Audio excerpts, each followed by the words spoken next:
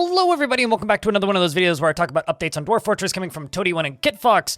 This is kind of an addendum to the last one, like an addition, because something wasn't in the patch notes that I completely missed until I was talking with Putnam. So this is talking about something that's in the settings screen in the beta branch for Dwarf Fortress. Once again, this is the public beta, so not the experimental branch. There's two different branches. The experimental is for things that are experimental, and then the public beta is for future patches that are just about done but need a little bit of ironing out.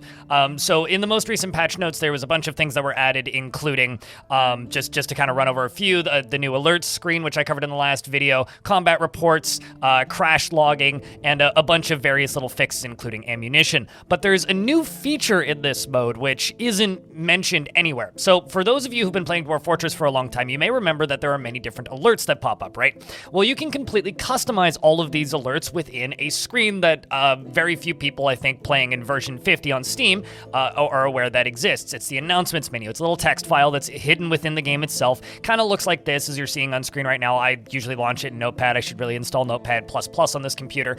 But that has now been moved in-game. So if you go to the main menu of the video game, and then you click on your settings screen, you'll see that you have, your normal video settings, your game settings, your key bindings, all of that jazz. But over here, there's this new one. It's called Announcements. So Announcements is kind of awesome. This is that old text file that you may remember if you ever found yourself editing it, except it's now all represented and presented for you in the game itself. It's got a bunch of different filters, so if we want, we can actually filter this for specifically combat notifications. We can filter it for specifically adventure mode notifications, which is also interesting because adventure mode doesn't run yet in this version.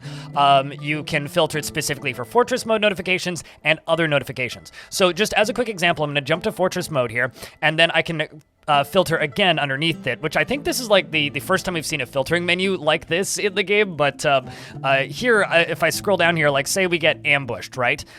Which is pretty up here close to the top. So ambush resident, ambush thief, ambush stalking, ambush nature, and ambush thief other. So ambush nature would be elves. So if I want a notification, I can turn on a notification that'll get a pop-up. I can tell the game to pause, and I can also tell the game to recenter in that location. So if we get ambushed now by elves, the game will give me a pop-up. It'll pop up in the middle of the screen, similar to the Forgotten Beast arriving, or a caverns discovered, and then it'll pause the game and teleport me, automatically move the screen to that location. If we get ambushed by residents, which I have up here to all turned on, those are like cavern creatures, right? Thieves are the general just goblins trying to kidnap your children. Thief skulking would be just kobolds. They're virtually harmless, so you don't need to worry too much about them. But all in all, this is a really, really, really nice addition to the game, and I think it's kind of a shame that it was left out of the patch notes. I hope that this is included in the proper patch notes when it's moved over to the main branch. But there is a lot of different customization options here. If you want to know whenever a dwarf goes into a martial trance in combat, for example, you can recenter on that dwarf specifically. Although you have to be a little bit careful with these because it might cause some issues. Just to give you an idea, it may cause the game to just be a constant pause fest if you turn too many of these on. We can also look at where the game already pauses. Currently, I actually in the announcement screen set it so that whenever migrants show up, instead of just getting the little icon, I did this a while ago, so it's already set in here. I set it so it gives me a pop-up, pauses, and recenters. However, all you need to do now is simply find migrants under fortress mode and set it so that it pop-up, pauses, and recenters.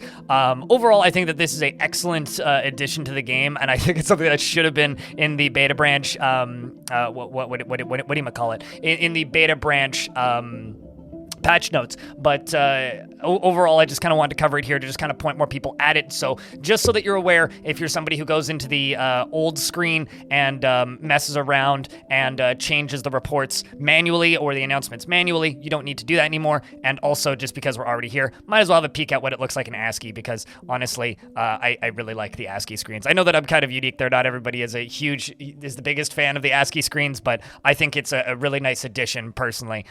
So let me know what you think of this menu, and if they've missed any settings that you think should be in the game, just by default, right down beneath this here video. I'd love to know down in the comments section.